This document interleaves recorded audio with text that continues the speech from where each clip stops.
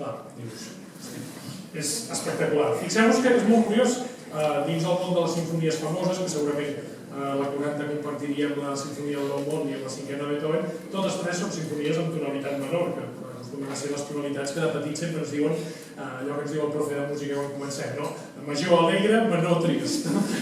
És un truc que l'hem fet servir tots, però que no deixa de ser curiós que siguin aquestes sinfonies que haurien de ser petites, però que al fons tinguin un ímpetu brutal. Fixeu-vos que allò que veiem en la petita sinfonia en sol menor es repeteix exactament en aquesta cèl·lula i per això ens enganxa tant el tacatà, tacatà, mira res, sí, tacatà, tacatà, aquest tacatà, tacatà, tacatà. És un ritme que serà fonamental en la història dels personatges que escoltarem en aquest primer moviment, el tacatà, tacatà, tacatà. Un ritme molt habitual dins la història de la música, per exemple.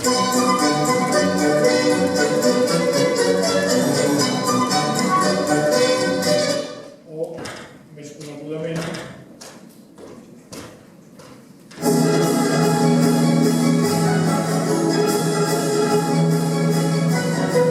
cas de la Marinerí i de la conegudíssima obra de Guillem Tell. Fixem-nos com aquesta cèl·lula constituirà una lluita còsmica entre pràcticament dos personatges titànics. Aquí ja no estem en el món de les apetències, diguéssim, personals, sinó que estem més aviat en un moment de lluita existencial. Fixeu-vos també, molt particularment, no només el tirarada, que és un tema extraordinari perquè en termes verbals és allò que es coneix com un palíndrom, és un tema que és pràcticament simètric, una cosa que Mozart, quan tocava amb el piano, definia com tocar de cul, és a dir, quan ell feia un tema i el cap girava, li deia al seu pare, aquest tema me l'he imaginat i el toco de cul. No volia dir que el toqués, diguéssim, en posicions estrafolàries, cosa que li agradava molt, tocar alguna tecla amb el nas, o fer exercicis contorsionistes amb el piano quan feia unes de les seves cuergues, però en aquest cas està parlant d'un moviment palindròmic i fixeu-vos també, encara que no se sent potser amb la relació molt bé, l'acompanyament a sota que, diguéssim, ens vol fer indicador d'aquesta enorme trepidància. Per tant, tirarà dos cèl·lules rítmiques, tacatà, tacatà, i el tacatà.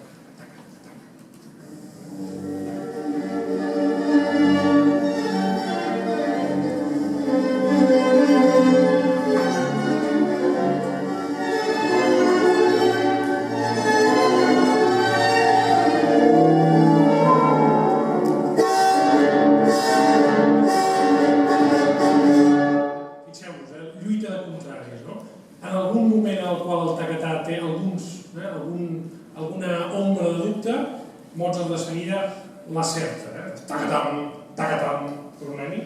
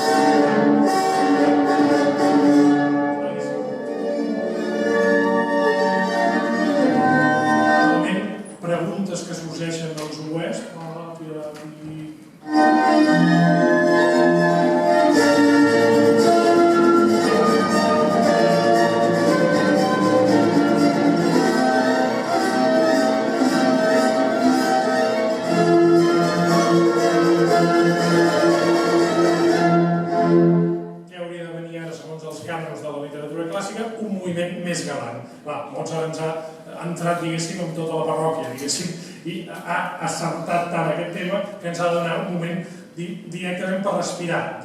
Aquest personatge còsmic, que ja no és aquest rei assertiu, sinó que pràcticament entra a la sinfonia amb un principi brutal, necessita el seu contrapunt galant. El públic ha de respirar. El públic vienès que està escoltant la sinfonia, o el londinenc si és per Londres, necessita inputs nous. Estem en una música que ja forma part d'una cultura de l'entreteniment. Insisteixo, això no vol dir que sigui dolenta. Això vol dir que el públic està esperant alguna resposta. Com quan nosaltres veiem una pel·lícula i diem, bueno, això del James Bond ha d'acabar amb que el James Bond hi ha un moment que demana mezclado no agitado, no? Es fot una ginebreta, no? Hi ha un moment que ha de passar-ho.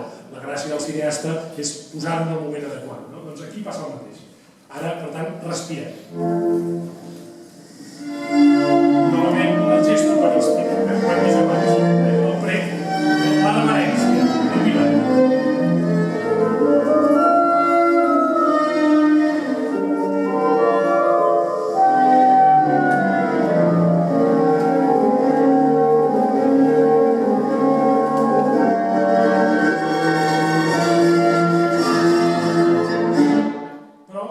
diferència dels temes que hem vist ara, directament al tema B, aquest tema galant, tindrà algunes advertències que el tacatà, diguéssim, la cèl·lula rítmica marcadora del destí, s'acabarà imposant.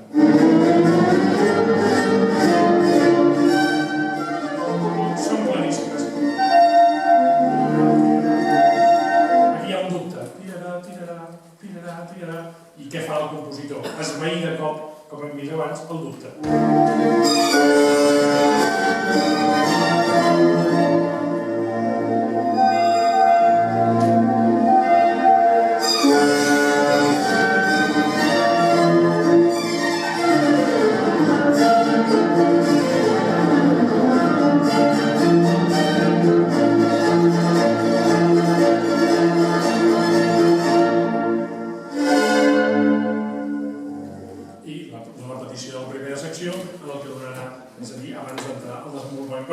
Fixeu-vos, dos principis, però que en aquesta sinfonia ja no són, tot i tenir una naturalesa teatral, notem, en certa manera, que estem davant de dos principis, pràcticament dues forces energètiques que es contraposen. Així acaba el moviment amb aquesta assertivitat del tema.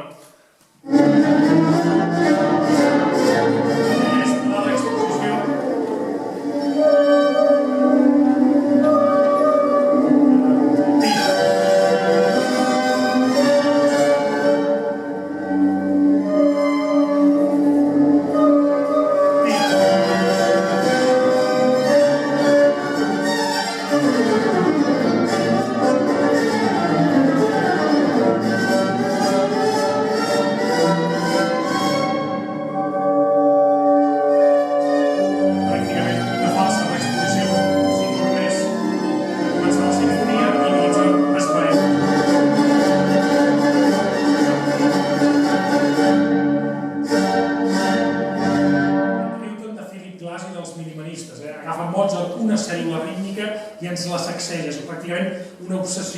Malaltissa.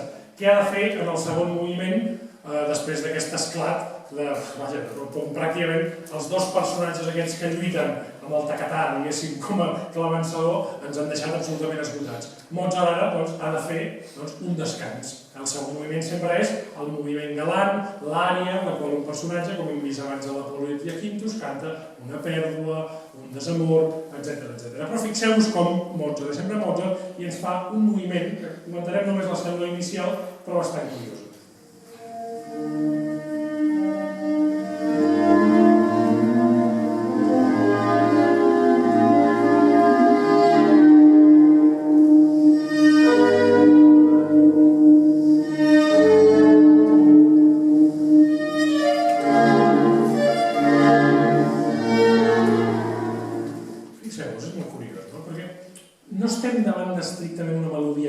Sinó que notem diversos personatges. En primer lloc, sembla pràcticament com si ens trobéssim davant d'un personatge que passeja davant de l'esdevenidor. I després aquestes petites, tira, que no acaben de ser una melodia i amb un baix omnipresent sota.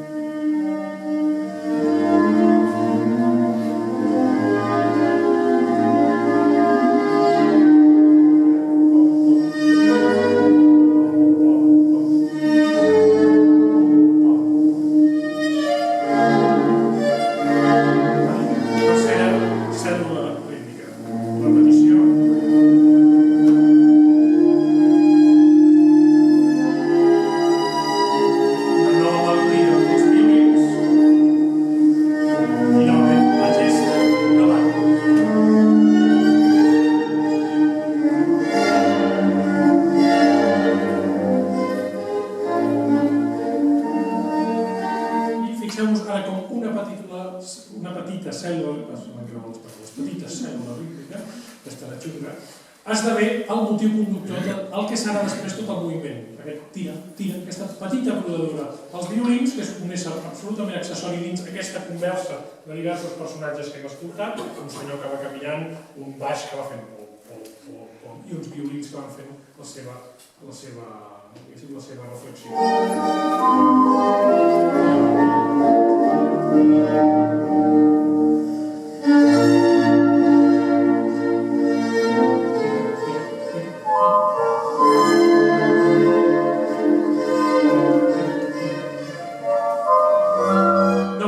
hem de buscar un equivalent d'aquests moviments a l'òpera. Fixeu-vos, per exemple, l'inici d'un dels duets del primer acte del Così fan tutte, el primer duet entre Dorabella i Fiordiligi, dues germanes, com sabeu que el Così fan tutte va de dues germanes que tenen dos promesos, que són guerrers, i un filòsof sempre tenim molta mala llet, aposta que si els seus marits se'n van de guerra, aquestes dones els seran infidels. Doncs la primera vegada que apareixen aquestes noies, apareixen a escena amb aquest tipus d'ornaments orquestrals que Mozart fa, i Mozart ens explica amb la música, Mozart se n'en fot d'elles amb la música. Fixeu-vos com comença aquest duet i com Mozart ens tradueix exactament, coneixeu els quadres aquells que teníem quan tractem la Revolució Francesa, que hi ha sempre aquells quadres de Fragonard on hi ha senyores gronxant-se així i senyores que van fent així pel món, que dius, aquesta gent quin tipus de cursileria fan, doncs fixeu-vos com comença aquest duet del Così fan tutte.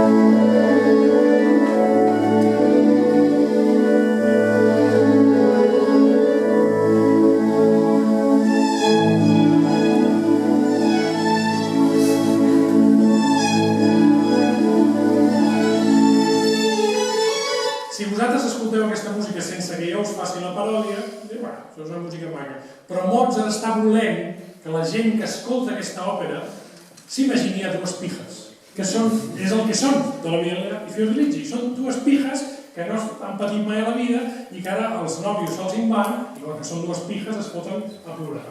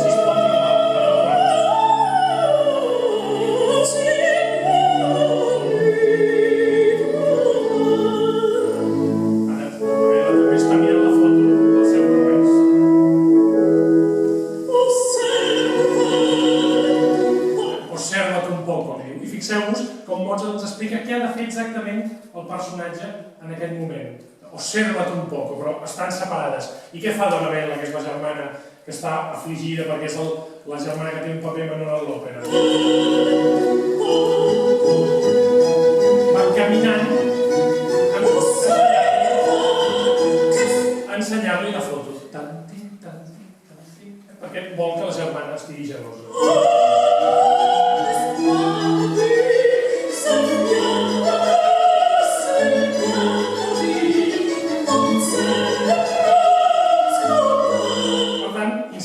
A través de la música, Mozart ens està explicant coses. Algun dia, si voleu, analitzem el Così fan tutte perquè té unes extraordinàries subtilitats en aquest sentit. Per tant, galanteria, però galanteria sempre teatral. Després d'això, com us deia, ve un minuet molt interessant, perquè el minuet és la part, diguéssim, més prescindible, diguéssim, de la sinfonia en termes musicals, perquè és una dansa, és un moment també de distensió que s'aprofita per, diguéssim, donar a la instrumentació una qualitat, diguéssim, nobiliària. Fixeu-vos com comença el moviment del minuet d'aquesta sinfonia, de la 40. Cagada.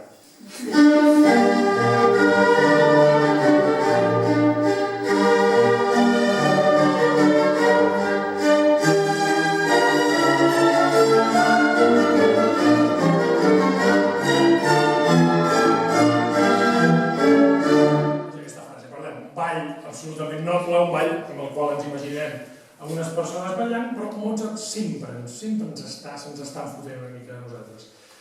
El moviment els minuets en general acostumen a tenir 4 parts, una frase clàssica estricta, amb 4 compassos a 4. Fixeu-vos, per exemple, si no la cago perquè... Sí, la cago. Sí. el minuet de la sinfonia número 25, de la sinfonia en sol menor que hem escoltat abans.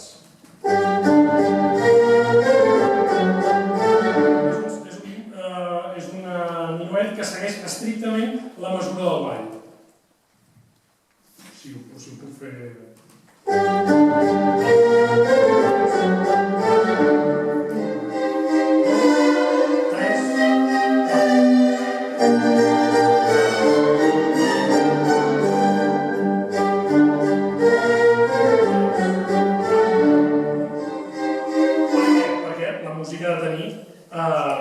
un patró ballable. És a dir, si a nosaltres ens posen una música que no es pugui ballar, evidentment estem absolutament marcats.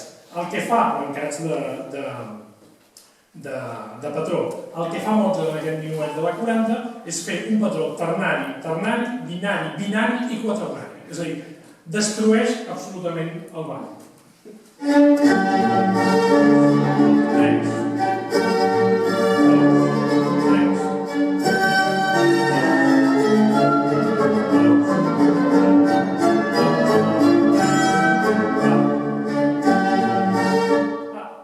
És una cosa que pot semblar una xorrada, però el públic del segle XVIII escolta cada dia, especialment el públic nobiliari, escolta pràcticament cada dia minuets.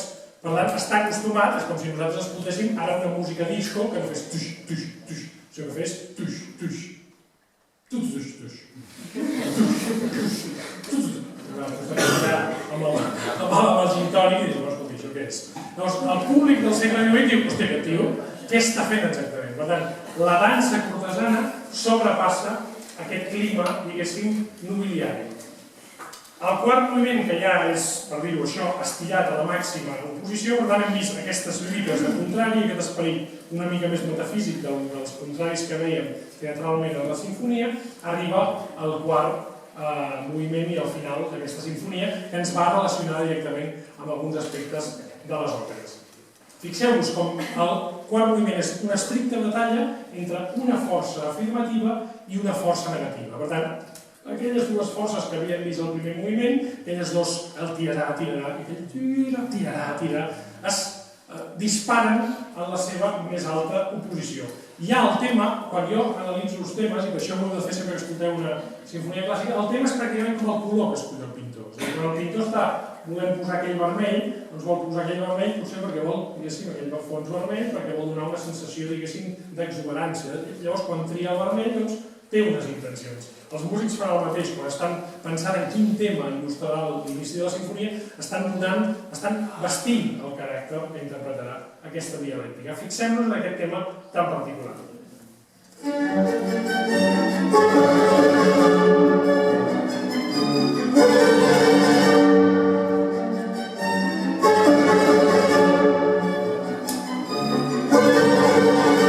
Claríssimament, una batalla existencial brutal.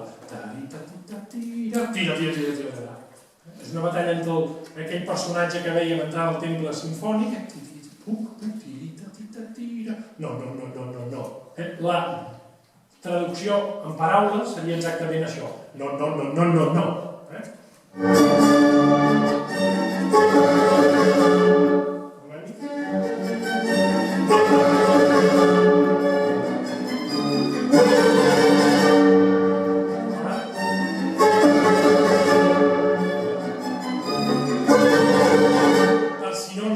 Aquesta dialèctica, Mozart insisteix en l'esperit dels Sturmumdrang, insisteix. Sí, no. Sí, no.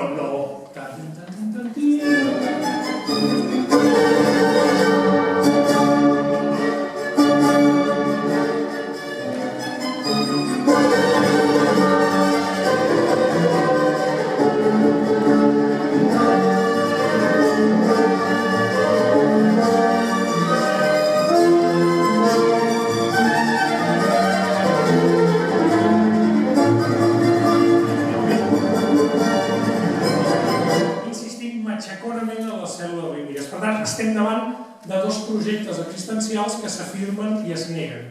Dos projectes que ens remeten novament a teatralitat, al personatge, però que per Mozart són senyals de quelcom més elevat. Són senyals d'una lluita, de lluites extraordinàries que es donen en el seu cap entre forces afirmatives i forces negatives. Com podem llegir aquestes, és la meva tesi, com podem llegir aquesta lluita entre les forces? Doncs apel·lant, com sempre, a l'òpera. Mozart sempre està parlant en termes operístics. Fixeu-vos, i és una música del 1787, però això no us posaré, l'escoltem ara i continua tenint tota la força. Jo sempre em pregunto, la primera gent que devia veure el Don Giovanni a Praga, què devies pensar quan la conegudíssima escena de quan el comendador ressuscitat apareix en forma d'estàtua per condemnar el llibertí que l'ha matat. Sabeu, una escena que comença amb la transposició de l'obertura en re menor i novament amb els seus 3 acords molt globals. Comença així.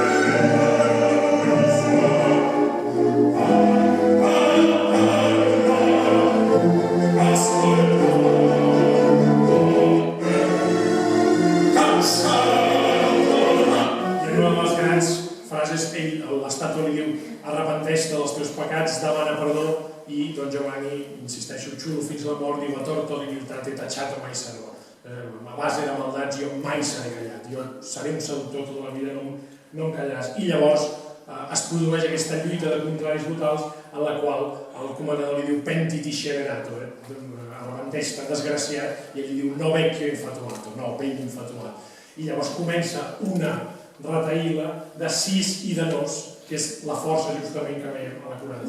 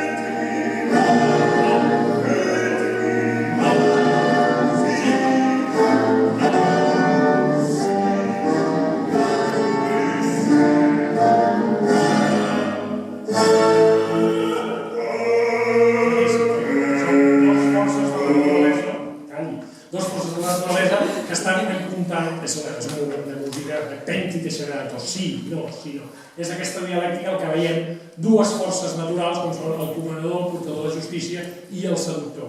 Clar, és una òpera que es fa un any abans d'aquesta sinfonia, no pot ser que Mozart no tingués aquesta dialèctica al cap. Per acabar, veieu també com acaba les Noces de Fígaro. Les Noces de Fígaro acaba amb un moment molt divertit en el qual el comte, que és un dels protagonistes de l'òpera, que està maquinant, diguéssim, contra tots els seus criats de Guas Fresques al seu temple, és caçat sent infidel a la seva dona. El que passa és que és tan caçat que, per comptes de creure que la seva dona li està sent infidel, és ell mateix qui està sent infidel a la seva dona. Llavors, els personatges el cacen en aquesta trampa i es produeix entre els personatges que signifiquen el bé i els personatges que signifiquen el mal, com el conte, aquesta mateixa dialèctica entre les forces del bé i les forces del mal. Fixeu-vos com acaba també aquest moviment.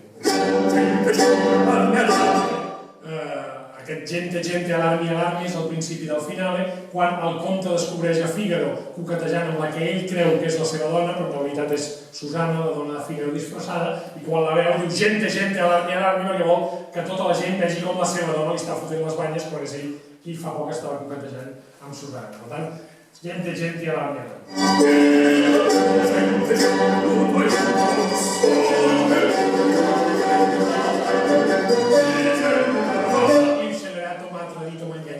el desgraciat m'ha traït, m'ha enganyat. Tots els criats que es poden dins, van demanar què passa.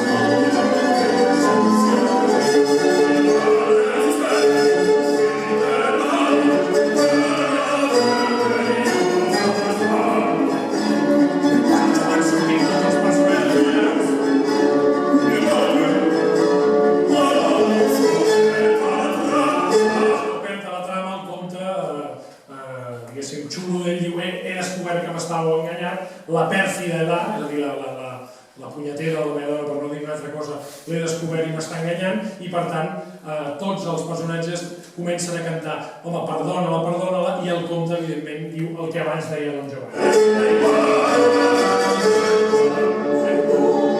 Perdona, perdona, aquesta Susana, que està disfressada com la contessa, ella es pensa que és la seva dona, qui ha enganyat, que ha trobat sent-li fotent-li les banyes, i ella tapada diu perdona'm, perdona'm, i ell diu que no, que no. Oh,